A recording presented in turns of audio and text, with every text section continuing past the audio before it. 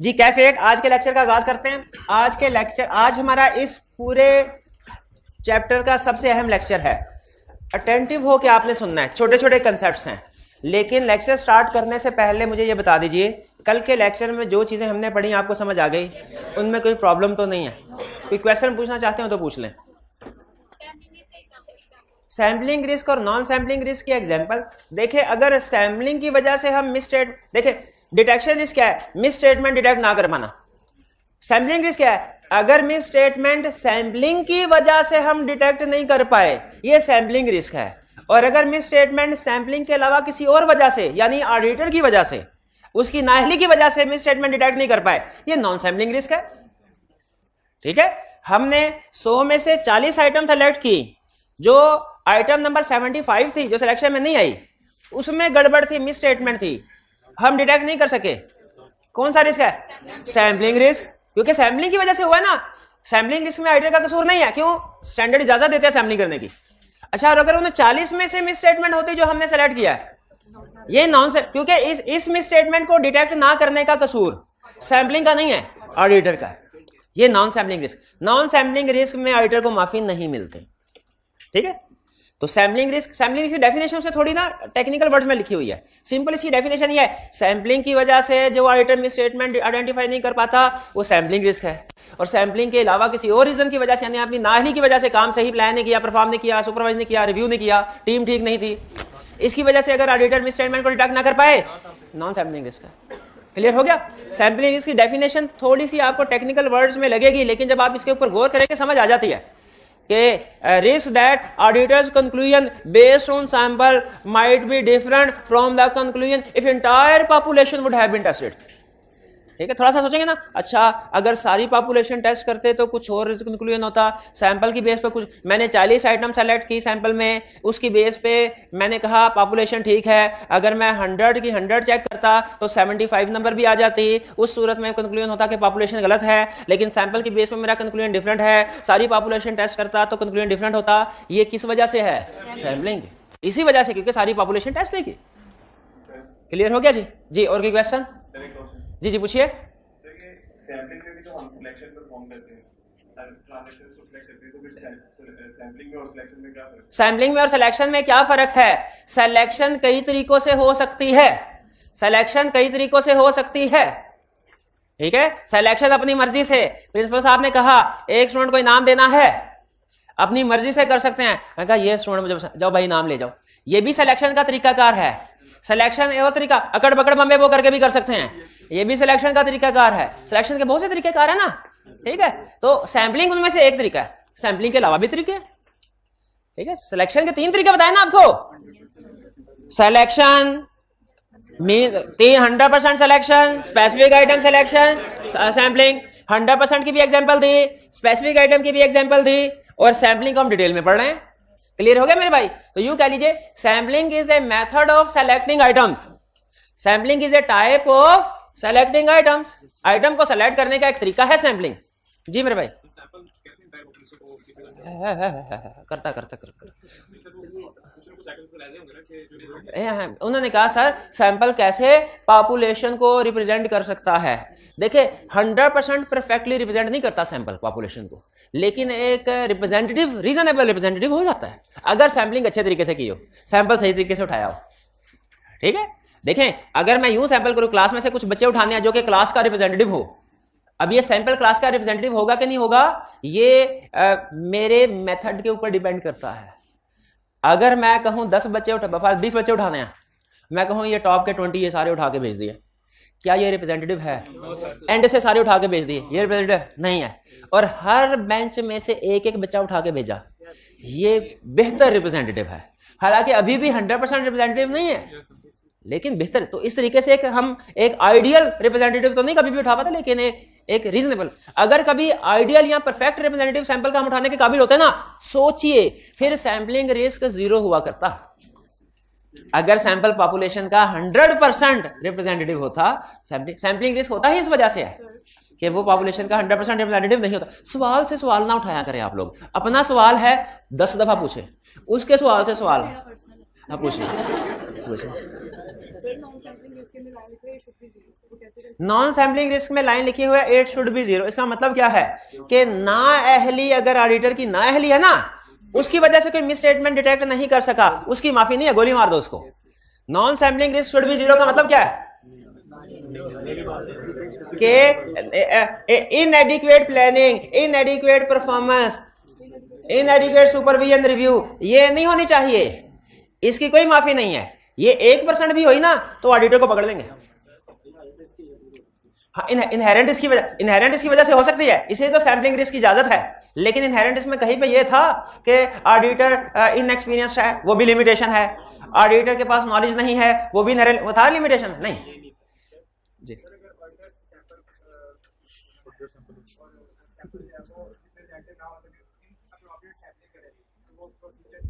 जी जी, आगे चलते हैं, मैं क्वेश्चन आपका समझ गया, आप भी समझ जाए। नेक्स्ट चलते हैं, सैंपल डिजाइन। वो हमारे सिलेबस की हद तक रिलेवेंट है, इसलिए मेरे भाई अब बेफिक्र है, इसको इग्नोर कर दो, कोई इशू नहीं इसमें। असल में कुछ सवालों के जवाब ना मजीद बहुत से सवालों को जन्म दे देते हैं, तो ऐसे सवालों को हम बेमौत मार दिया करते हैं। आगे कल हमने क्या स्टडी किया था? सैंपलिंग के step by step different approaches होती हैं, डिफरेंट स्टेप्स होते हैं।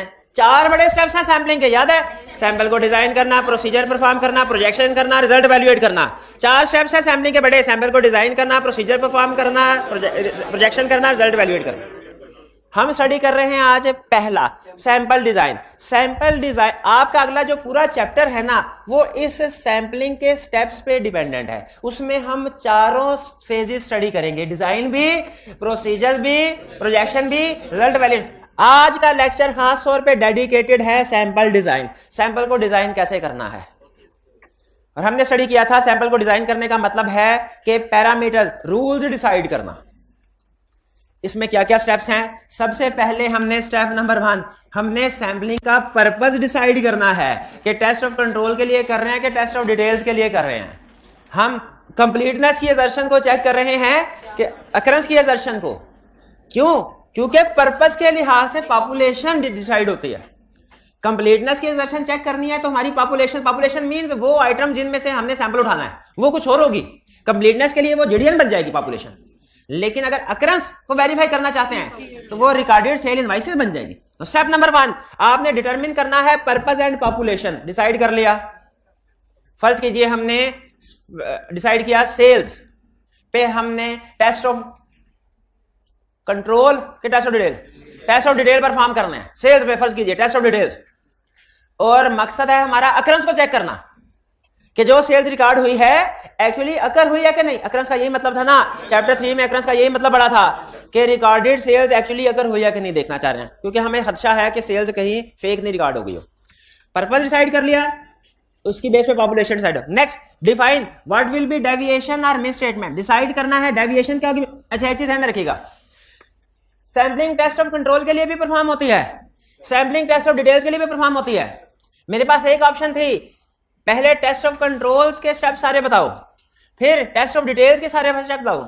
दूसरी ऑप्शन थी कि स्टेप्स एक ही रखूं, जो स्टेप टेस्ट ऑफ कंट्रोल के लिए रेलिवेंट है वो आपको बता दूं, ये टेस्ट ऑफ कंट्रोल का है और ये वाला टेस्ट ऑफ डिटेल का है। क्योंकि कुछ स्टेप्स ऐसे हैं टेस्ट ऑफ कंट्रोल और टेस्ट ऑफ डिटेल दोनों की सैंपलिंग में कॉमन है, कुछ दोनों की सैंपलिंग में डिफरेंट है। ठीक है, तो मैंने क्या किया, अप्रोच को कंप्रीहेंसिव रखने के लिए कंप्लीट लिस्ट आपके सामने दे दी। इसमें जो स्टेप टेस्ट ऑफ कंट्रोल के लिए रेलिवेंट होगा वो आपको लहदा बता दूंगा, जो टेस्ट ऑफ डिटेल के लिए रेलिवेंट होगा वो लहदा बता दूंगा। एग्रीड? जैसे पहले वाला स्टेप टेस्ट ऑफ कंट्रोल के लिए भी होता है, टेस्ट ऑफ डिटेल के लिए भी होता है। दूसरे वाला step define what will be deviation और मिस स्टेटमेंट। डिफाइन करना है, अगर टेस्ट ऑफ कंट्रोल परफॉर्म कर रहे हैं तो ये स्टेप बन जाएगा define what will be deviation, और अगर टेस्ट ऑफ डिटेल्स परफॉर्म कर रहे हैं तो ये स्टेप बन जाएगा define what will be miss statement. मेरे कुछ समझ आई दूसरे स्टेप की? तो आपने डिफाइन कर दिया, लेकिन जाहिर है एक वक्त में या तो टेस्ट ऑफ कंट्रोल कर रहे होते हैं या टेस्ट ऑफ डिटेल्स। ठीक है, तो अगर टेस्ट ऑफ कंट्रोल कर रहे हैं तो पहले ये यहां तक रहेगा, मिस स्टेटमेंट निकल जाएगा, और अगर टेस्ट ऑफ डिटेल कर रहे हैं तो मिस स्टेटमेंट का लफ्ज आ जाएगा, डेविएशन निकल। एग्री करते हैं? डेविएशन में और मिस स्टेटमेंट में फर्क पता है आपको? डेविएशन में, वीकनेस में और डेफिशिएंसी में फर्क पता है? कोई शाबाश, कोई फर्क नहीं, शाबाश, सेम है। क्लियर? आगे चलते हैं। Next, make assessment of tolerable rate of deviation और टॉलरेबल मिस स्टेटमेंट। मेक, तीसरा स्टेप क्या है सैम्पलिंग में? असेस करें। क्या असेस करें? Tolerable rate of deviation. यहां क्या असेस करें? Tolerable misstatement. ये दोनों डिफरेंट टर्म्स हैं। टॉलरेबल रेट ऑफ डेविएशन और चीज है और टॉलरेबल मिसस्टेटमेंट और चीज है। अब बताइए सोच के, अगर टेस्ट ऑफ कंट्रोल परफॉर्म कर रहे हैं तो ये लाइन क्या हो जाएगी? असेस करें टॉलरेबल रेट ऑफ डेविएशन, और अगर टेस्ट ऑफ डिटेल परफॉर्म करें टॉलरेबल मिसस्टेटमेंट। चलिए टॉलरेबल रेट ऑफ और टॉलरेबल मिसस्टेटमेंट में फर्क है, ये पता चल गया आपको। एक टेस्ट ऑफ कंट्रोल के लिए रेट ऑफ डेविएशन और मिसस्टेटमेंट। अच्छा, आपको याद है मैंने आपको बताया था कि सैम्पलिंग एक स्पेशलाइज्ड टेक्निक है और इसमें हो सकता है कि नॉर्मल ऑडिट में कंसेप्ट किसी और तरीके से अप्लाई होता हो, सैम्पलिंग में किसी और तरीके से। दो तीन कंसेप्ट ऐसे हैं जो कि सैम्पलिंग, दो तीन टर्म्स या कंसेप्ट ऐसे हैं जो सैम्पलिंग में ही यूज होते हैं, इसके अलावा और किसी चैप्टर और किसी प्रोसीजर में यूज नहीं होते। दो तीन कंसेप्ट ऐसे हैं। वो कौन से हैं कंसेप्ट? एक प्रोजेक्शन का। प्रोजेक्शन सैम्पलिंग में करते हैं, सैम्पलिंग के अलावा प्रोजेक्शन नहीं करते। अगर आप स्पेसिफिक आइटम सिलेक्शन कर रहे हो प्रोजेक्शन नहीं करेंगे।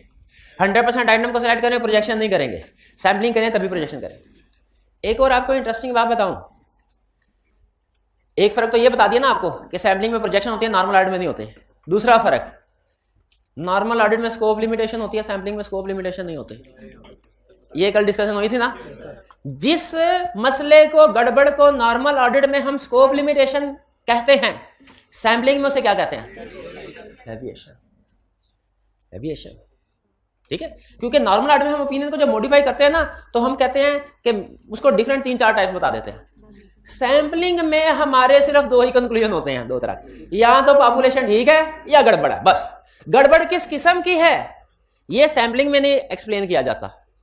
नॉर्मल ऑडिट में एक्सप्लेन करते हैं कि मॉडिफाइड ओपिनियन है, क्वालिफाइड ओपिनियन है, तो मिस स्टेटमेंट की वजह से है कि इसको नॉर्मल ऑडिट में डिस्कस करते हैं।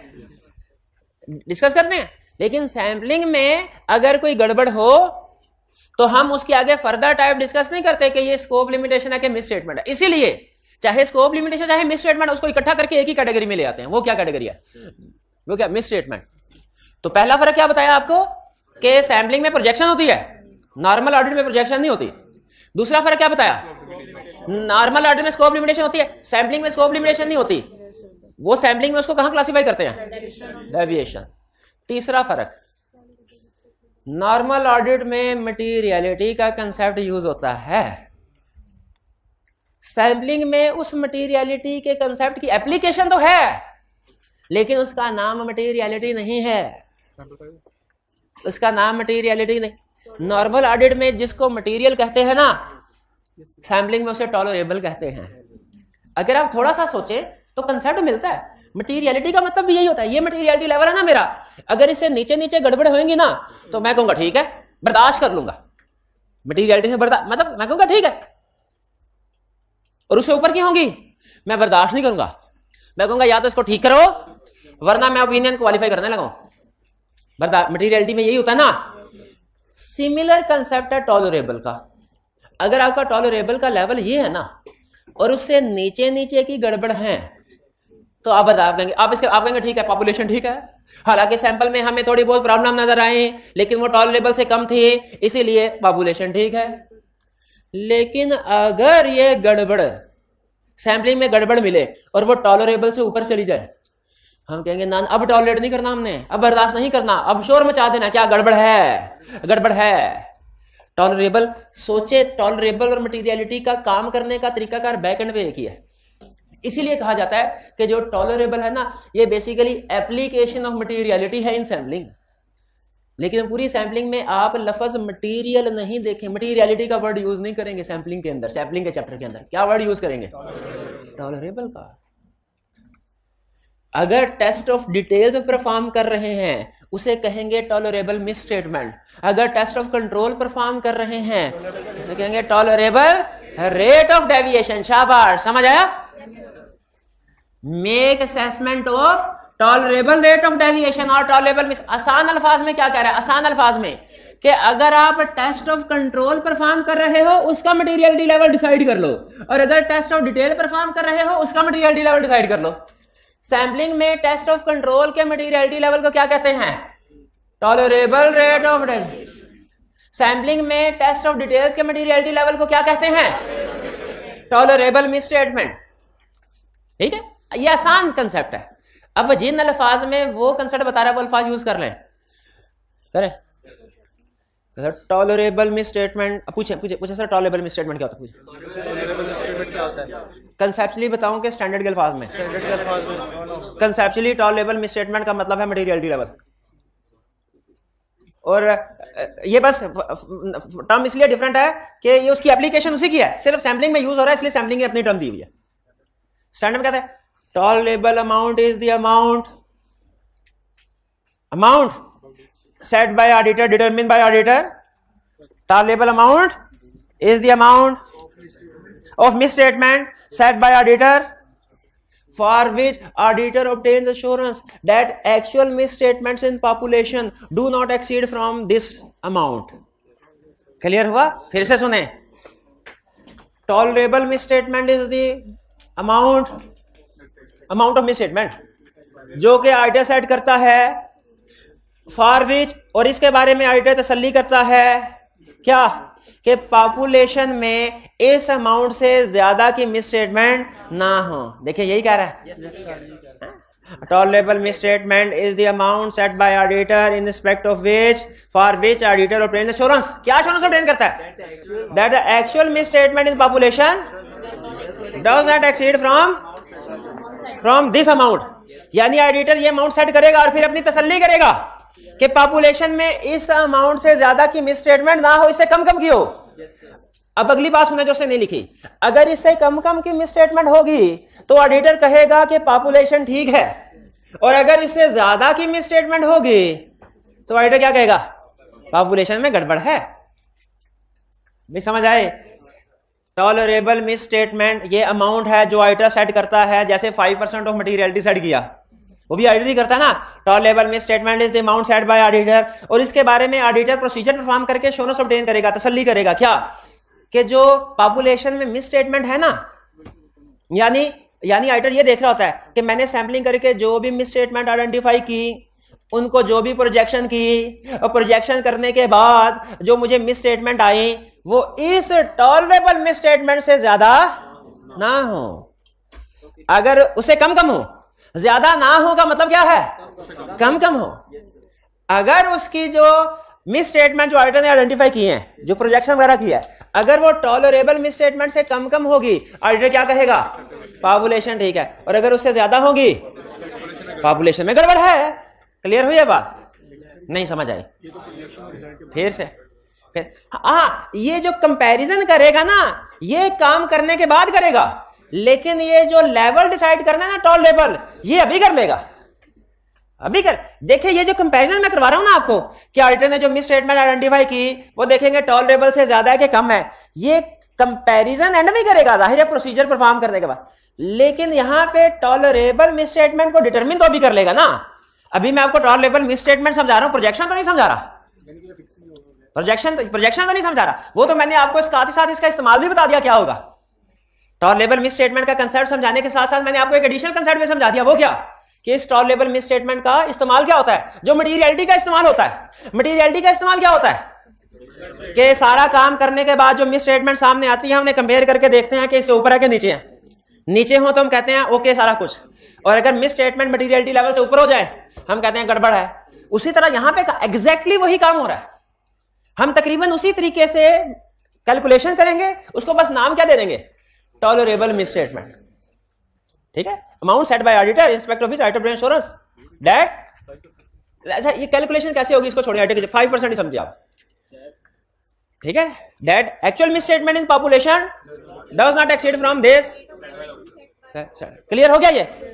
अच्छा ये बात मैंने बताई आपको आधी, कोई बता सकता है बाकी की आधी बात क्या है? हाँ ये मैंने आपको बताया है, एक्सप्लेन किया है tolerable misstatement, tolerable rate of deviation भी यही कंसेप्ट 100% नहीं 99.9% यही कंसेप्ट। क्या? Tolerable rate of deviation is the rate of deviation set bye auditor in respect of which auditor obtain assurance that actual deviation in population does not exceed from this rate of deviation. क्यों बोला? क्योंकि अगर actually जो auditor ने काम किया और actual rate of deviation जो वो इस टॉलरेबल से एक्सीड किया तो ऑडिटर क्या कहेगा? कंट्रोल्स वीक है। और अगर इस टॉलरेबल रेट से कम हुई पॉपुलेशन में डेविएशन, कंट्रोल स्ट्रांग है। तो टॉलरेबल रेट ऑफ डेविएशन की एप्लीकेशन भी वैसे ही है, यानी ऑडिटर स्टार्ट में सैंपलिंग परफॉर्म करने से पहले एक मटेरियलिटी लेवल सेट कर लेता है कि 5% तक डेविएशन हुई तो ठीक है, ये 5% टॉलरेबल रेट ऑफ डेविएशन है। फिर ऑडिटर कैलकुलेशन करता है कि एक्चुअली पॉपुलेशन में कितनी डेविएशन है। प्रोसीजर परफॉर्म करने के बाद अगर एक्चुअली पॉपुलेशन में डेविएशन 7% निकले तो ऑडिटर क्या कहेगा? कंट्रोल्स में गड़बड़ वीक है। और अगर एक्चुअली 3% निकले कंट्रोल। तो ये हमारा थ्रेशहोल्ड जो है जिसके साथ हमने कंपेयर करना है कि पॉपुलेशन में कितने मिसस्टेटमेंट डेविएशन सामने आई है, इस को क्या कहते हैं? Tolerable rate of deviation. अब समझ आई आपको? Tolerable rate of deviation is the rate of deviation set bye auditor for which auditor obtain assurance that actual deviations in population do not exceed from this rate of. अच्छा, ये क्यों लिखा है do not exceed?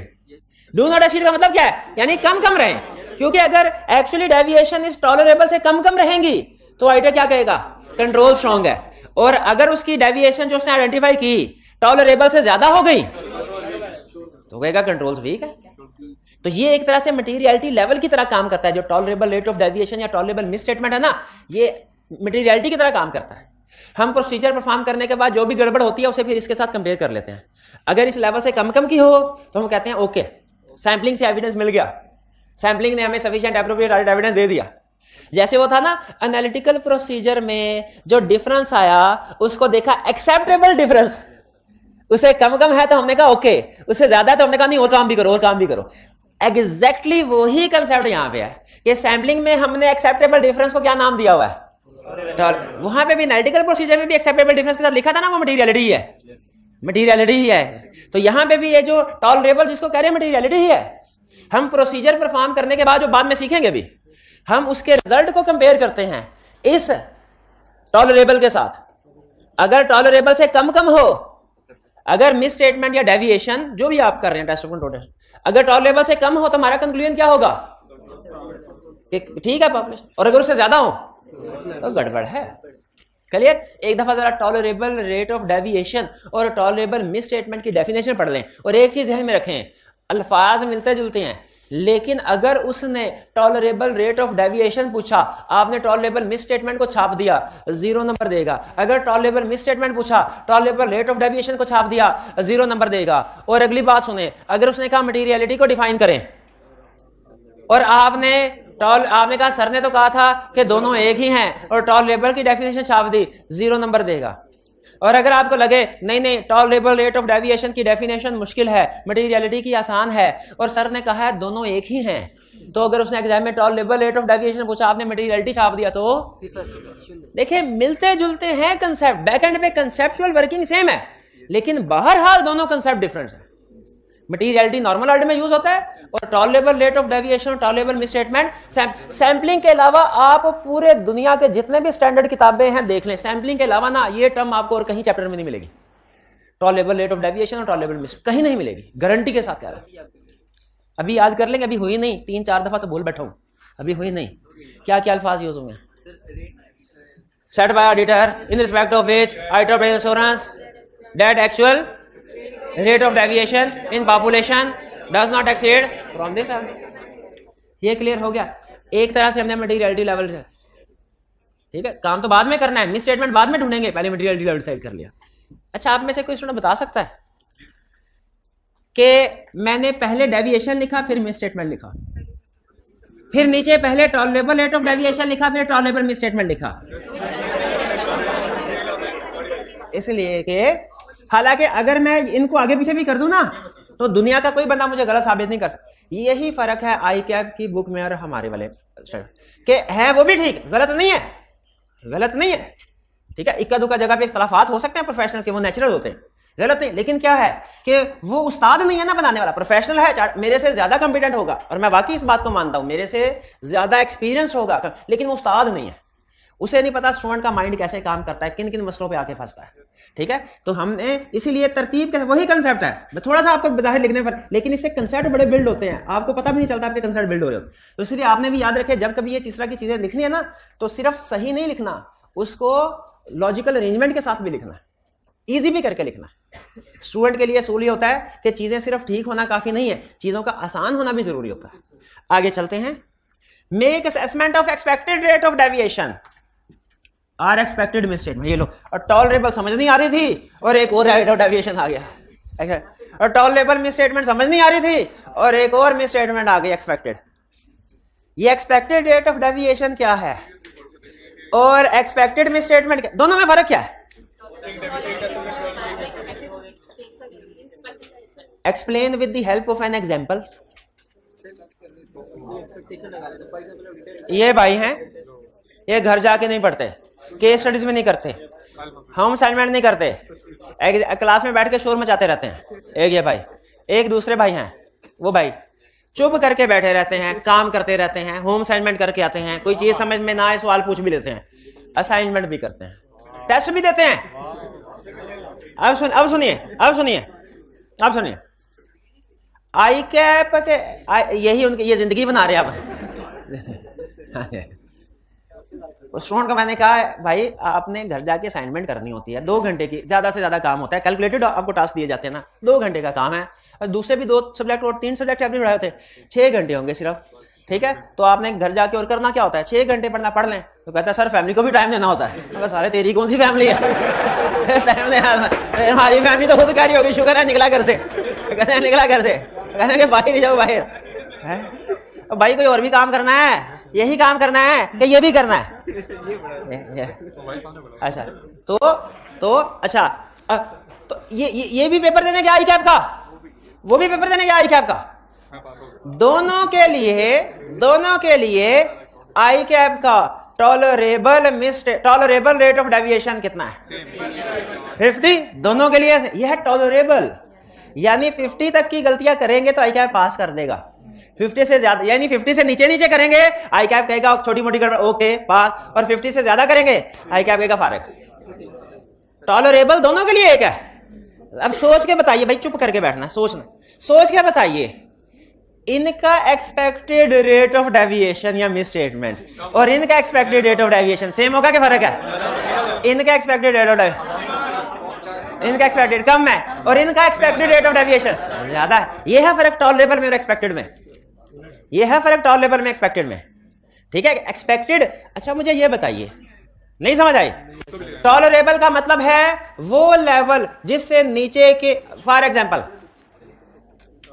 5% है materiality level, हमारा tolerable level कितना हो गया? 5%।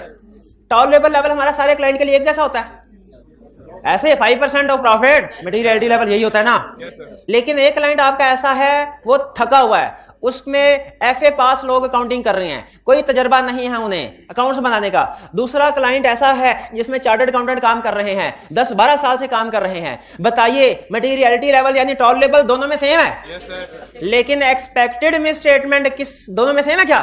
किसी में कम है, किसी में ज्यादा है। यही समझा रहा हूं। एक्सपेक्टेड का मतलब होता है कि हमारा अंदाजा इस क्लाइंट पे इस एरिया में कितनी मिस स्टेटमेंट आने वाली है। मेरा अगला क्वेश्चन आपसे ये है, इस स्टेज पे हमने अभी प्रोसीजर परफॉर्म करने तो शुरू किए ही नहीं, सैंपल डिजाइन पहले है, प्रोसीजर वाला स्टेप बाद में है। प्रोसीजर अभी परफॉर्म करने हमने स्टेज पे नहीं ना शुरू किए, ये डिजाइन स्टेज पे। तो हमें कैसे पता चल गया एक्सपेक्टेड मिस स्टेटमेंट या एक्सपेक्टेड रेट? शाबाश, पास्ट एक्सपीरियंस से या अंडरस्टैंडिंग ऑफ एंटिटी से। अंडरस्टैंडिंग स्टेज पे हो सकता है आपको क्लाइंट के बारे में पता चल गया हो, ये तो फारिग है। ठीक है, रिस्क असेसमेंट, शाबाश, रिस्क असेसमेंट, अंडरस्टैंडिंग से मुराद रिस्क असेसमेंट ही है, तो पढ़ा हुआ है ना। Risk assessment procedure to obtain understanding of entity and internal control to assess, तो इसका मतलब अंडरस्टैंडिंग ऑफ एंटिटी से रिस्क असेस एक ही बात है। बहरहाल ठीक है, एक्सपेक्टेड समझ आ गया, टॉलरेबल रेट ऑफ डेविएशन और टॉलरेबल मिस स्टेटमेंट समझ आ गया, expected rate of deviation expected miss statement समझ आ गया क्या है? शाबाश। और एक्सपेक्टेड के फैक्टर्स क्या है? ये पास्ट का एक्सपेक्टेड कैसे डिसाइड करते हैं? पास्ट प्रायर ईयर का एक्सपीरियंस या इसी साल का रिस्क असेसमेंट स्टेज का एक्सपीरियंस। रिस्क असेसमेंट पहले हो चुकी होती है ना, test of control, test of detail, risk assessment stage का एक्सपीरियंस। ठीक है, ये आ गया हमारा expected rate of deviation, expected misstatement. आगे चलें, नेक्स्ट है हमारा सैम्पलिंग अप्रोच। सैम्पलिंग अप्रोच क्या है? सैम्पलिंग अप्रोच कहते हैं, अच्छा यहां तक समझ आ रहा है ना, कोई प्रॉब्लम तो नहीं है, ठीक है। सैम्पलिंग अप्रोच होती है काम सैम्पलिंग करने का तरीका का, सैम्पलिंग करने का तरीका का। मैं आपसे कहूं फॉर एग्जांपल कि आप मुझे एक एप्लीकेशन लिख के दें, आपने कहा सर 2 दिन पहले मेरी तबीयत बहुत ज्यादा खराब हो गई थी, मैं आ नहीं सका, लेक्चर मिस हो गए, बराए मेहरबानी मुझे 2 दिन के लिए ना एक्सेस दीजिए ऑनलाइन सिस्टम की, मैं ताकि लेक्चर ले लूं। हमने कहा अच्छा ठीक है, एप्लीकेशन लिख के दिखाओ, साथ में वो डॉक्टर का जो भी प्रेस्क्रिप्शन वगैरह सर्टिफिकेट जो भी एविडेंस अटैच करो, प्रिंसिपल साहब के पास ले जाओ। आपने एप्लीकेशन लिखी। एप्लीकेशन लिखने के 2 तरीके हैं, पहला तरीका मैनुअल, दूसरा तरीका है with the help of computers, type कर लें भाई, ठीक है। अच्छा बताइए किस मेथड की इजाजत है? दोनों की, कोई फर्क तो नहीं है, सब दोनों की इजाजत है, लेकिन हर एक के अपने अपने प्लस और माइनस है, हर एक के अपने प्लस माइनस है, इजाजत दोनों की है। एग्जैक्टली उसी तरह सैंपलिंग के अंदर भी हमारी 2 अप्रोचेस हैं सैंपलिंग करने की। एक अप्रोच कहलाती है स्टैटिस्टिकल और दूसरी कहलाती है नॉन स्टैटिस्टिकल। स्टैटिस्टिकल अप्रोच क्या है? आप सैंपलिंग करते हुए स्टैटिस्टिकल टूल्स की हेल्प ले, सैंपलिंग करते हुए स्टैटिस्टिकल टूल्स की हेल्प ले। कुछ याद आया स्टैटिस्टिकल टूल से? स्टैट की टेक्निक यूज करें, सैंपलिंग करते हुए स्टैटिस्टिकल टेक्निक यूज करें, उससे स्टैटिस्टिकल सैंपलिंग कहेंगे। याद आया? Probability, random number, test of hypothesis, और उसमें रिस्क भी होता था, सैंपलिंग रिस्क कहते थे उसको, सैंपलिंग रिस्क कहते थे। चलो कोई ना कोई रिस्क होता था, अल्लाह जाने कोई ना कोई रिस्क होता था उसमें, ठीक है। क्या स्टैट में ये रिस्क वाला कोई टॉपिक होता था? क्या स्टैट में प्रोबेबिलिटी वाला कोई टॉपिक होता था? क्या स्टैट में रैंडम नंबर वाला टॉपिक होता था? तो जब आप स्टैटिस्टिकल टेक्निक के जरिए से सैंपलिंग करें तो ऐसी सैंपलिंग को क्या कहेंगे? सैंपलिंग। और जेन में रखिएगा स्टैटिस्टिकल सैंपलिंग वो जमाना गया जब हम बड़े बड़े फार्मूले, समेशन एफ क्या होता था, x minus x bar divided by इसमें पता नहीं क्या क्या होता था, वो गए। अब सारी कैलकुलेशन चुटकियों में होती है। अब की स्टैटिस्टिकल, आज के दौर में स्टैटिस्टिकल टेक्निक जो हम अप्लाई करते हैं कैलकुलेटर पे नहीं करते, किस पे करते हैं? कंप्यूटर्स पे करते हैं। तो इसका मतलब है स्टैटिस्टिकल टेक्निक्स में कंप्यूटर इस्तेमाल होता है। और नॉन स्टैटिस्टिकल टेक्निक कौन सी है? अगर आप सैंपलिंग करते हुए स्टैटिस्टिकल टेक्निक यूज ना करें यानी तो नॉन स्टैटिस्टिकल हो जाएगा। यानी अगर आप प्रोबेबिलिटी थ्योरी यूज नहीं करते सैंपलिंग में, अगर आप रैंडम सिलेक्शन नहीं करते, अगर आप सैंपलिंग रिस्क की मेजरमेंट नहीं करते तो फिर वो कौन सी सैंपलिंग होगी? नॉन स्टैटिस्टिकल सैंपलिंग होगी। तो सैंपलिंग की 2 अप्रोचेस हैं बड़ी, स्टैटिस्टिकल सैंपलिंग, नॉन। अगर आप आइटम को सेलेक्ट करते हुए रैंडम नंबर यूज करें, रिजल्ट को वैल्यूएट करते हुए प्रोबेबिलिटी थ्योरी यूज करें और सैंपलिंग रिस्क को मेजर करें, तो ये कौन सी अप्रोच है सर? स्टैटिस्टिकल। क्यों स्टैटिस्टिकल? इसमें स्टैटिस्टिकल टेक्निक्स यूज हो रही है। और अगर आप ये टेक्निक्स यूज ना करें तो इसे क्या कहेंगे? Non statistical approach. इसमें स्टैटिस्टिकल टेक्निक इस्तेमाल नहीं होती। भाई कुछ समझ आया? गैस कीजिए किसकी इजाजत दी हुई है स्टैंडर्ड ने, किसकी इजाजत नहीं दी? दोनों की इजाजत दी। कहते आपकी अपनी मर्जी है, ठीक है। अब मैं प्रैक्टिकली आपको बताता हूं क्या होता है। थोड़ी सी अब इसके ऊपर ना स्टैटिस्टिकल और नॉन स्टैटिस्टिकल के ऊपर डिबेट हो जाए। वैसे इस कंसेप्ट तो समझ आ गया ना, सैंपलिंग में अगर आप स्टैटिस्टिकल टेक्निक इस्तेमाल करते हैं तो वो स्टैटिस्टिकल सैंपलिंग कहलाती है। प्रैक्टिस में लोग कहते हैं अगर स्टैटिस्टिकल के अपने फायदे हैं अपने नुकसान है, नॉन स्टैटिस्टिकल के अपने फायदे अपने नुकसान है। स्टैटिस्टिकल का फायदा क्या है? स्टैटिस्टिकल का फायदा ये है कि हमें कंप्यूटर सॉफ्टवेयर अवेलेबल होते हैं उसको परफॉर्म करने के लिए, काम आसान हो जाता है, ह्यूमन जजमेंट निकल जाती है, हम बाइस डिसीजन नहीं करते क्योंकि डिसीजन मेकिंग में जाहिर है कंप्यूटर इन्वॉल्व है, ठीक है। काम जल्दी हो जाता है। जब लार्ज पॉपुलेशन हो ना, ये तो हमने 100% स्टैटिस्टिक्स में पढ़ा था, तो कंप्यूटर्स की मदद से काम जल्दी हो जाता है। ये इसके कुछ फायदे हैं। लेकिन कहते हैं स्टैटिस्टिकल सैंपलिंग के कुछ नुकसान भी हैं। क्या नुकसान है? सबसे बड़ा, आपको हैवी कॉस्ट इनकर करना पड़ती है। अपनी टीम को लैपटॉप लेके देने पड़ेंगे, कैलकुलेटर पे तो नहीं करेंगे ये सारे काम, लैपटॉप, उनकी ट्रेनिंग करनी पड़ेगी, हार्डवेयर खरीदना है, सॉफ्टवेयर खरीदना है, ट्रेनिंग, इन सब पे कॉस्ट पड़ती है। और आपको एक और मजे की बात बताऊं, प्रैक्टिस में गैस कीजिए, स्टैटिस्टिकल सैम्पलिंग ज्यादा यूज होती है कि नॉन स्टैटिस्टिकल? Non statistical. वो कहते हैं ऑडिटर प्रैक्टिस में कहते हैं जो हमारा तजर्बा है ना, तजर्बा, उसको दुनिया का कोई सॉफ्टवेयर, कोई कंप्यूटर रिप्लेस नहीं कर सकता। जो ऑडिटर की जजमेंट है, जो ऑडिटर का एक्सपीरियंस है, वो कहता है जिस तरह, अब मुझे ये बताएं, क्या दुनिया का कोई हकीम न अभी नहीं सुने, दुनिया का कोई कंप्यूटर इजाद कर लिया आपने, सारी हिकमत डाल दी उसके अंदर, क्या वो नब्ज देख के, कंप्यूटर है, नब्ज देख के मर्ज बता सकता है? नहीं। लेकिन कुछ हकीम है जो बता देते हैं, ठीक है? वो क्या है? Judgement, experience. नहीं, आप जिसके पास गए वो फ्रॉडिया होगा नहीं। चले हकीम लुकमान की मिसाल ले लेते हैं, उनके बारे में मशहूर है, उनकी मिसाल है, वो तो ठीक है ना। अच्छा, हाँ जी। तो उसी तरह वो कहते हैं, याद रखें, प्रैक्टिकली इसी तरह ऑडिटर के बारे में क्या मशहूर है भला? ऑडिटर के बारे में मशहूर है, ऑडिटर के सामने फाइनेंशियल स्टेटमेंट रखे ना, एक दफा फाइनेंशियल स्टेटमेंट में हाथ फेरता है ऑडिटर और बता देता है यहाँ पे मसला है, यहाँ पे मसला और यहाँ पे मसला है। दुनिया का कोई कंप्यूटर ये ऐसे बता सकता है? नहीं बता सकता। क्यों? कि ऑडिटर का जजमेंट है, उसका एक्सपीरियंस है, ठीक है? ये इसलिए वो कहते हैं कि जब आप कंप्यूटर को ज्यादा इस्तेमाल करेंगे ना ऑडिट में, तो ऑडिटर प्रैक्टिस में कहते हैं फिर आहिस्ता आहिस्ता हमारी जरूरत खत्म होती जाएगी। ना, हम कंप्यूटर को कभी इस लेवल पे आने नहीं देंगे कि हमें रिप्लेस कर सके। हमारी जजमेंट जो है उसको कंप्यूटर कभी रिप्लेस नहीं कर सकता। इसीलिए प्रैक्टिस में जो मैंने खुद एक्सपीरियंस किया, जो रिसर्च बताती है, नॉन स्टैटिस्टिकल अप्रोच को ज्यादा प्रेफर किया जाता है, ठीक है? लेकिन बहरहाल आपकी अपनी मर्जी है, चाहे स्टैटिस्टिकल को अडॉप्ट करें, चाहे मना कोई नहीं है, लेकिन स्टैटिस्टिकल के अपने फायदे नुकसान है। असल में जो स्टैटिस्टिकल के फायदे हैं वो नॉन स्टैटिस्टिकल के नुकसान है, जो स्टैटिस्टिकल के नुकसान है नॉन स्टैटिस्टिकल। इसलिए हम सिर्फ एक ही पढ़ते हैं, क्या? स्टैटिस्टिकल सैम्पलिंग अप्रोचेस की दो टाइप्स हैं, स्टैटिस्टिकल और नॉन स्टैटिस्टिकल। स्टैटिस्टिकल अप्रोच कौन सी है? जिसमें स्टैटिस्टिकल टेक्निक्स यूज की जाती हैं। कौन कौन सी? 3 बताइए। Probability theory, random selection, probability theory, sampling risk की मेजरमेंट। और जिनमें ये कैरेक्टरिस्टिक्स नहीं होती, स्टैटिस्टिकल के फायदे क्या हैं? पहला फायदा साइंटिफिक टेक्निक्स है, सॉफ्टवेयर यूज होते हैं, फार्मूला यूज होते हैं, साबित शुदा सारे फार्मूले, एक्यूरेट और प्रिसाइज कैलकुलेशन होती है। कंप्यूटर सारी कैलकुलेशन, सैंपल साइज क्या होगा, ठीक है, टोटल पॉपुलेशन कितनी डिवाइसेस हैं, कितना सैंपल होना चाहिए, free from bias, free from bias, ठीक है, फ्री फ्रॉम बायस, क्योंकि बायस नहीं हो सकता ना, हम बायस हो सकते हैं। क्या यार, सैंपल साइज है, आज 6 बजे C-FAB 1 की क्लास भी है, आज सर ने बहुत अहम टॉपिक कवर करवाना है, सीनियर ने काम भी दे दिया, ऐसा करता हूँ सैंपल साइज जो है ना वो 100 में से 20 का होना चाहिए, मैं 6 का रख लेता हूँ ताकि जल्दी छुट्टी हो जाए, चला जाए। क्या हुआ? बायस हो गए कि नहीं हो गए? लेकिन अगर स्टैटिस्टिकल टूल यूज कर रहे हो, उसमें फार्मूला होते हैं ऑलरेडी कि पॉपुलेशन कितनी है, अमाउंट कितनी है, तो सैंपल कितना होना चाहिए। अगर उसको यूज करेंगे, क्या वो ये सोचेगा आपने आज जल्दी घर जाना है? नहीं, वो तो एक्यूरेट और precise, free from bias calculation करेगा। ये फायदा है स्टैटिस्टिकल सैंपलिंग का। सॉफ्टवेयर अवेलेबल है, इंस्टॉल करें और काम करें, क्लिक करें। आपको पता है ना, ये जो बड़े बड़े फार्मूला होते हैं ना, एक्सेल छोटा सा सॉफ्टवेयर, मतलब कंपैरेटिवली जनरल सॉफ्टवेयर है, छोटा तो नहीं, जनरल सॉफ्टवेयर है, इसमें बहुत से फार्मूलाज अवेलेबल है स्टैट के,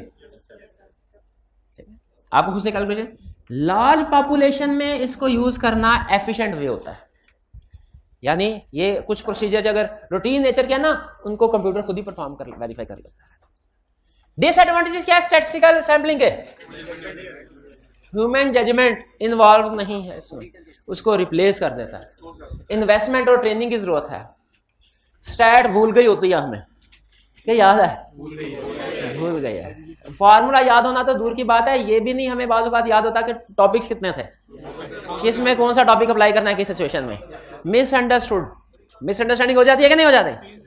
और लार्ज सैंपल साइज, कंप्यूटर बाज़ औक़ात इसमें है लार्ज सैंपल साइज रख लेता है, क्योंकि काम उसने थोड़ी करना है, हमने करना है, और हमारी लेट शेडिंग हो जाती है, हमारी लेट शेडिंग हो जाए लार्ज सैंपल साइज। तो ये कुछ फायदे और नुकसानात हैं। कुछ आपको समझ आया क्या एडवांटेज और डिसएडवांटेज स्टैटिस्टिकल? तो बताइए ये सारे एडवांटेजेस और डिसएडवांटेजेस को सामने रखे अगर मैं आपसे पूछूं, आप अगर प्रैक्टिस में जाएं तो स्टैटिस्टिकल अप्रोच को अडॉप्ट करेंगे कि नॉन स्टैटिस्टिकल? अभी अभी अभी वोटिंग कराते हैं। कितने स्टूडेंट ऐसे हैं जो प्रैक्टिस में जाएंगे तो स्टैटिस्टिकल अप्रोच को पसंद करेंगे, और कितने ऐसे हैं जो नॉन स्टैटिस्टिकल को? शाबाश, नॉन स्टैटिस्टिकल ठीक है, आपकी अपनी दोनों ठीक है, ये नहीं कह रहा कि नॉन स्टैटिस्टिकल, दोनों ठीक है। प्रैक्टिस में असल में आपको बताता हूं, प्रैक्टिस में बाज़ बिग इंटरनेशनल लेवल पे ना जो फॉर्म्स होती है उनके साथ एफिलिएशन होती है, तो हमें उनकी बात माननी पड़ती है। जिस तरह आप जूनियर है ना, आप जब ट्रेनिंग करने के लिए जाते हैं तो पार्टनर की बात मानना पड़ती है। पार्टनर कहे पैसा कोई नहीं भाई, पैसे कोई क्लाइंट हमें पैसे नहीं दे रहे, कंप्यूटर खरीदने के लिए पैसे नहीं है, चाहे मैनुअल काम करो, तो आप नॉन स्टैटिस्टिकल अप्रोच लगाने में मजबूर है, वो भी ठीक। लेकिन अगर बिग 4 के साथ एफिलिएशन है फर्म की, और बिग 4 हमने कहा हमारी पॉलिसी ये है कि हम स्टैटिस्टिकल अप्रोच अडॉप्ट करते हैं, तो फिर स्टैटिस्टिकल अप्रोच होगी। लेकिन बहरहाल दोनों ठीक है, एडवांटेज डिसएडवांटेज अपनी जगह पे, दोनों जिसका आप दिल चाहे लाइक कर सकते हैं। क्लियर जी, आगे चलते हैं। लेकिन आगे चलने से पहले मुझे लगता है हमने काफी चीजें पढ़ ली हैं आज, छोटी छोटी है काफी, तो एक दफा क्विक रिवीजन हो जानी चाहिए। शाबाश, क्लास खत्म होने को नहीं कह रहा, क्विक रिवीजन को कह रहा हूं, ताकि थोड़ी ब्रेक हो जाए, आप भी थोड़ा रिफ्रेश हो जाए, उसके बाद आगे चलें। सैम्पलिंग परफॉर्म कर रहे हैं, सैम्पलिंग के 4 बड़े स्टेप्स कौन कौन से हैं? डिजाइन करना है, प्रोसीजर परफॉर्म करने हैं, प्रोजेक्शन करनी है, रिजल्ट्स की वैल्यूएशन करनी है। आज के लेक्चर में हम क्या कर रहे हैं? Sample design. सैंपल डिजाइन में कुछ स्टेप्स हैं जिनमें स्टेप बाय स्टेप हम काम करते हैं। सैंपल डिजाइन में सबसे पहला स्टेप क्या है? पर्पस और पॉपुलेशन डिसाइड करना। दूसरा स्टेप क्या है? डेविएशन और मिस स्टेटमेंट को डिफाइन करना। तीसरा स्टेप क्या है? डिटरमिन करना टॉलरेबल रेट ऑफ डेविएशन या tolerable miss statement. Fourth, expected rate of deviation, expected miss statement. Fifth, sampling approach decide करना, स्टैटिस्टिकल के नॉन स्टैटिस्टिकल। इसमें हमने स्टैटिस्टिकल के एडवांटेज और डिसएडवांटेज पढ़ लिए। वैसे किताब में आईकैप की बुक में स्टैटिस्टिकल की है, लेकिन अगर नॉन स्टैटिस्टिकल के एडवांटेज डिसएडवांटेज पूछ ले तो बता देंगे।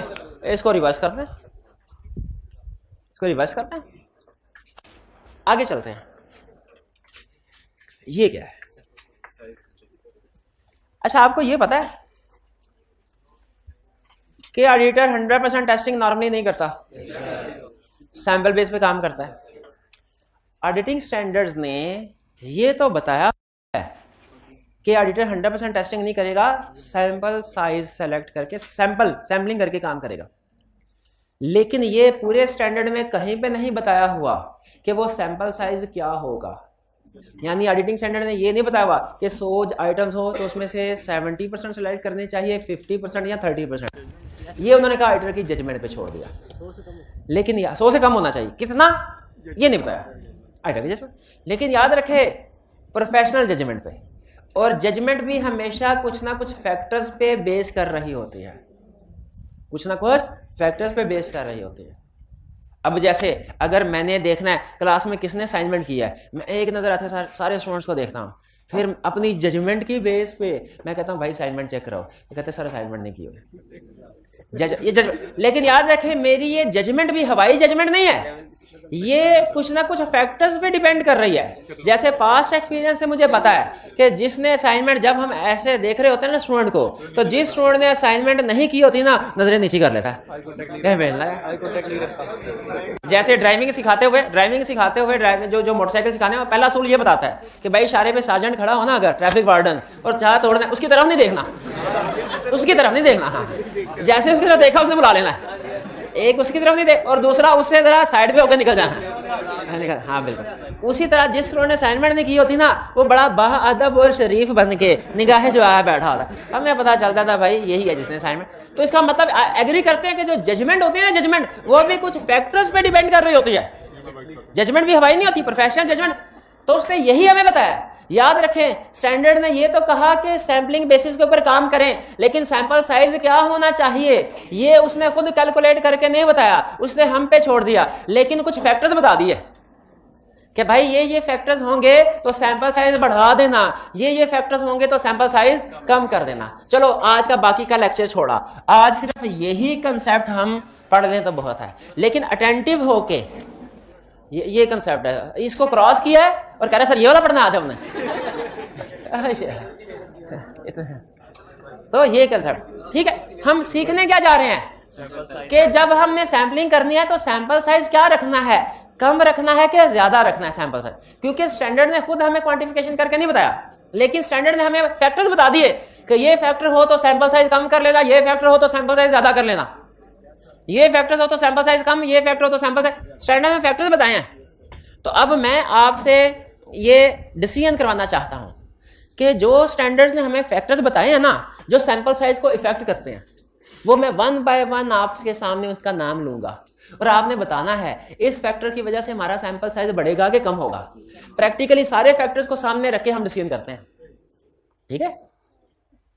किसी क्लाइंट पे आप जाएंगे ना, उसमें हो सकता है रिपेयर एक्सपेंस के एरिया में आपने 100 में से 17 ट्रांजैक्शन सेलेक्ट करे, दूसरे क्लाइंट पे जाएं हो सकता है 100 में से 30 ट्रांजैक्शन सेलेक्ट करें, रिपेयर एक्सपेंस का एरिया। तो ये फर्क किस वजह से होगा? इन फैक्टर्स की वजह से। अगर ये फैक्टर्स मौजूद है फॉर एग्जांपल तो बढ़ गया, और नहीं है तो कम। वो डिपेंड करता है फैक्टर्स के ऊपर। स्टार्ट करें। अटेंटिव है, किताबें कर दे बंद, किताबें कर दे बंद, अटेंटिव हो जाए। पहले बताइए सैम्पलिंग करनी है टेस्ट ऑफ कंट्रोल की क्या टेस्ट ऑफ डिटेल की? टेस्ट ऑफ, शाबाश। जो टेस्ट ऑफ डिटेल की कहते हैं उसकी क्लास हो जाती, क्योंकि पहले टेस्ट ऑफ कंट्रोल करते हैं। शाबाश। अच्छा बताए टेस्ट ऑफ कंट्रोल की भी सैम्पलिंग होती है, टेस्ट ऑफ डिटेल की भी? किसकी सिखाऊं? पहले किसके? Test of control. सुन लें, सबसे पहले आपने मुझे बताना है, मैं फैक्टर बताऊंगा, आपने बताना है कि उसका इफेक्ट सैंपल साइज पे क्या होगा, इंक्रीज या डिक्रीज। अच्छा एक दो पहले मैं आपको सब सिखा दूं कि कैसे सोचना है, सोचना सिखा दूं, फिर आप उस लाइन पे सोचिएगा। टॉलरेबल रेट ऑफ डेविएशन, अगर tolerable rate of deviation increase हो जाए, यानी ये सारे फैक्टर इंक्रीज है, ठीक है, इस इंक्रीज का मतलब ये है। लेकिन आपने मुझे अटेंटिव सुन के फिर जवाब देना है। अगर tolerable rate of deviation increase हो जाए, sample size for test of control पे क्या फर्क पड़ेगा? अब देखिए सोचना कैसे है। Tolerable rate of deviation, tolerable rate of deviation का मतलब materiality, tolerable rate of deviation increase हो गया मतलब मटेरियलिटी इंक्रीज हो गया। मटेरियलिटी और रिस्क का सर ने बताया था इनवर्स रिलेशनशिप होता है। टॉलरेबल रेट ऑफ डेविएशन यानी मटेरियलिटी इंक्रीज तो रिस्क डिक्रीज, तो प्रोसीजर भी डिक्रीज, सैंपल साइज क्या होगा? डिक्रीज। जी कुछ समझ आया? ये हाइब्रिड वाले भाईजान आपको समझ आ गया? शाबाश। आगे चलते हैं, फिर दोबारा बता। अच्छा ये तो आपको पता है ना, रिस्क और मटेरियलिटी का इनवर्स रिलेशनशिप है, ये तो पता है ना? शाबाश। और ये भी पता है कि टॉलरेबल रेट ऑफ डेविएशन बोले तो मटेरियलिटी लेवल, तो tolerable rate of deviation increase हुआ, टॉलरेबल, तो सैंपल साइज में क्या फर्क पड़ा? मटेरियलिटी लेवल इंक्रीज हो गया, टॉलरेबल मतलब मटेरियलिटी इंक्रीज, तो रिस्क क्या हुआ? कम, क्योंकि इनवर्स रिलेशनशिप, रिस्क कम तो प्रोसीजर भी कम, तो सैंपल साइज क्या होगा? कम हो गया। तो अगर tolerable rate of deviation increase हो जाए, sample size for test of control decrease हो जाएगा। समझ आई ये बात? एक मिनट अरे, रिस्क और मटेरियलिटी का इनवर्स रिलेशनशिप कैसे है ये पूछ रहे हैं भाईजान। ये जब मैंने पहली दफा आपको बताया था ना, उस वक्त भी ये कहा था मेहरबानी आपकी इसके बारे में नहीं सोचना, कोई तो बात जो मैं बोलूं तो मान लें सर ने सही बोली होगी। मान लें रिस्क और मटेरियलिटी का इनवर्स रिलेशनशिप होता है, बोले रिस्क और मटेरियलिटी का इनवर्स रिलेशनशिप होता है, रिस्क और मटेरियलिटी का इनवर्स रिलेशनशिप होता है। आगे चलें। Expected rate of deviation increase हो जाए। अब एक्सपेक्टेड रेट ऑफ डेविएशन का मतलब क्या है? अगर हमारी एक्सपेक्टेशन है तबाही फिरी हुई है क्लाइंट में, डेविएशन बहुत ज्यादा है, increase in expected rate of deviation का मतलब यही है ना, डेविएशन मसले मसाइल बहुत ज्यादा है, यानी रिस्क ज्यादा है, तो हमारा सैंपल साइज क्या ज्यादा हो जाएगा। High risk high procedure, low risk low procedure, यही तो पड़ा है। क्लियर हो गया? चलिए, तो अगर increase in expected rate of deviation है तो sample size for test of control क्या है? आगे चलें। डिजायर्ड लेवल ऑफ इंश्योरेंस, अगर ऑडिटर का डिजायर्ड, अच्छा लेवल ऑफ इंश्योरेंस क्या होता है? रीजनेबल है कि लिमिटेड है? अगर desired level of insurance increase हो यानी रीजनेबल, तो सैंपल साइज भी क्या होगा? इंक्रीज हो जाएगा। और अगर desired level of assurance decrease हो जाए, सैंपल साइज भी डिक्रीज। यही वजह है कि ऑडिट में काम ज्यादा करते हैं और रिव्यू में काम कम करते हैं, इसलिए कि ऑडिट में लेवल ऑफ एश्योरेंस ज्यादा है। अगर लेवल ऑफ एश्योरेंस ज्यादा है तो काम भी ज्यादा करना पड़ेगा, और रिव्यू में लेवल ऑफ एश्योरेंस कम है, अगर लेवल ऑफ एश्योरेंस कम है तो काम भी कम करना पड़ेगा। ये बात समझ आई? अब बताएं, ऑडिटर रिलाइज ऑन कंट्रोल। अगर ऑडिटर कंट्रोल्स पे रिलाई करना चाहता है तो टेस्ट ऑफ कंट्रोल्स ज्यादा करने पड़ेंगे, और अगर ऑडिटर कंट्रोल्स पे रिलाई कम करना चाहता है टेस्ट ऑफ कंट्रोल्स कम करने पड़ेंगे, और अगर ऑडिटर कंट्रोल्स पे रिलाई करना ही नहीं चाहता तो टेस्ट ऑफ कंट्रोल परफॉर्म ही नहीं करेगा। कुछ समझ आए? पॉपुलेशन साइज या नंबर ऑफ ट्रांजैक्शंस का नेग्लिजिबल इफेक्ट होता है। नेग्लिजिबल का मतलब ना होने के बराबर। नेग्लिजिबल क्यों है? अगर आप कहेंगे तो मैं कल एक्सप्लेन कर दूंगा, वरना जरूरत नहीं एक्सप्लेन करने की। कहेंगे तो कल एक्सप्लेन कर दूंगा। भाई कुछ समझ आई? टेस्ट ऑफ कंट्रोल में कैसे सोचना है, समझ आई? टेस्ट ऑफ डिटेल में कैसे सोचना है? अब सुनिए अभी आप बताएंगे। टॉलरेबल मिसस्टेटमेंट, अगर टॉलरेबल मिसस्टेटमेंट लेवल इंक्रीज हो जाए, मैं सोचने दे, टॉलरेबल मिसस्टेटमेंट इंक्रीज, टॉलरेबल बोले तो मटेरियलिटी लेवल इंक्रीज, तो risk decrease, tolerable misstatement increase, risk decrease, sample size क्या होगा? डिक्रीज। भाई ये समझ आया आपको? अब बताइए, एक्सपेक्टेड मिसस्टेटमेंट अगर डिक्रीज हो जाए, सैंपल साइज पे क्या फर्क पड़ेगा? डिक्रीज, क्योंकि रिस्क कम हो जाएगा। अच्छा आपने नोट किया, कभी मैं इंक्रीज कह रहा हूं, कभी डिक्रीज कह रहा हूं, कभी कंफ्यूज करने के लिए। आप नहीं हो रहे, लेकिन शाबाश शाबाश, ठीक है। फिर से बताइए, अगर टॉलरेबल मिसस्टेटमेंट डिक्रीज हो जाए तो sample size for test of control पे क्या फर्क पड़ेगा? फिर से सुन ले, अगर हाँ जी टॉलरेबल मिसस्टेटमेंट डिक्रीज हो जाए, sample size for test of control पे क्या फर्क पड़ेगा? कोई फर्क नहीं पड़ेगा, क्योंकि और से सुन लें, अगर टॉलरेबल मिसस्टेटमेंट डिक्रीज हो जाए तो sample size for test of control पे क्या फर्क पड़ेगा? आपने इंक्रीज डिक्रीज को तो पकड़ लिया, टेस्ट ऑफ कंट्रोल है कि टेस्ट ऑफ डिटेल, इसको स्किप कर गए। आई क्या आप ये दोनों तरीकों से दाव मारता है, कभी वो आपको इंक्रीज और डिक्रीज में फंसाएगा, और कभी आपको test of control test of detail में। आपको ये ध्यान में रखना है कौन सा फैक्टर किधर रेलिवेंट है। आप यहां पे लिखेंगे tolerable misstatement is not a relevant factor for sample size of test of control.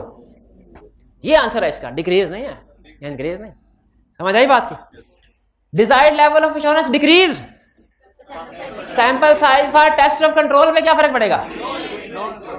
Yes, ये इधर भी यही है। डिजायर्ड लेवल ऑफ एश्योरेंस तो कॉमन है यार, ऐसे ना करे, अभी सीखा है। डिजायर्ड लेवल ऑफ एश्योरेंस तो उधर भी है, ठीक है।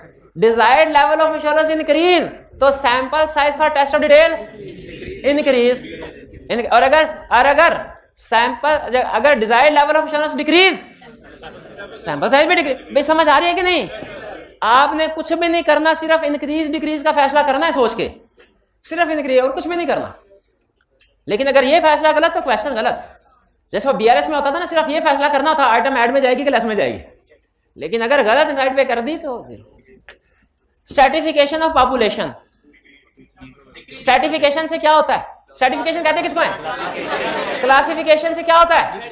रिस्क कम होता है, याद है? स्ट्रैटिफिकेशन से सैम्पलिंग रिस्क कम होता है। तो अगर स्ट्रैटिफिकेशन की गई है तो सैंपल साइज क्या होगा? कम हो जाएगा। शाबाश। तो फिर बताइए, अगर स्ट्रैटिफिकेशन ऑफ पॉपुलेशन की गई है तो sample size for test of control पे क्या फर्क पड़ेगा? नहीं, sample size for test of control कहा है, उसके लिए इररेलेवेंट है। उसके क्यों इररेलेवेंट है? उस लिस्ट में है ही नहीं, नहीं है, स्टैंडर्ड ने नहीं दिया। हमें सोचने की जरूरत है क्यों नहीं है? हमें सोचने की क्यों नहीं है? नहीं है, स्टैंडर्ड में कुछ सोच समझ के उधर बैठे होंगे, दिमाग कुछ आई होगी तो लिस्ट बना दी, तो ठीक है। अदर सब्सटेंटिव प्रोसीजर, अगर आप टेस्ट ऑफ डिटेल्स के बजाय एनालिटिकल प्रोसीजर से भी एविडेंस लेना है, कुछ प्रोसीजर एनालिटिकल से और कुछ टेस्ट ऑफ डिटेल से, तो सैंपल साइज क्या होगा? क्योंकि आधा एविडेंस आप अदर प्रोसीजर से ले रहे हैं तो इससे आधा लेना है, ये भी डिक्रीज। एक्सपेक्टेड मिसस्टेटमेंट इंक्रीज हो जाए तो क्या कहा था? सैंपल साइज इंक्रीज हो जाएगा। डिजायर्ड लेवल ऑफ एश्योरेंस तो ये भी इंक्रीज। बेहतरीन, शाबाश। Negligible, negligible. अगर जरूरत नहीं है, अगर आप कहेंगे तो ये कल समझा दूंगा आपको पॉपुलेशन साइज वाला पार्ट। नेग्लिजिबल की जरूरत नहीं। क्लियर? अच्छा, मुझे बता सकते हैं आप कि मैंने ये स्किप करके ये क्यों करवाया? हालांकि ये भी करवा सकता था, क्योंकि इसकी केस स्टडीज है और मैं चाहता था असाइनमेंट करके आए। हाँ जी, अब आपने होम असाइनमेंट सारी करके आनी है। सिर्फ जो सैंपल सिलेक्शन मेथड का थ्योरेटिकल क्वेश्चन होगा ना, ये नहीं करना, बाकी सारी असाइनमेंट करके आनी है। क्लियर हो गया? असाइनमेंट किधर लिखी है? लर्निंग ऑब्जेक्टिव 3 के एंड। ठीक है, ये इस कंसेप्ट, इस लर्निंग ऑब्जेक्टिव के एंड पे जितने भी क्वेश्चन है सारे करने हैं। ठीक है जी, आज का लेक्चर यहाँ पे आवाज यहाँ कल आएगी, आवाज भी तस्वीर भी। आज का लेक्चर यहाँ खत्म करते हैं हम। अल्लाह हाफिज।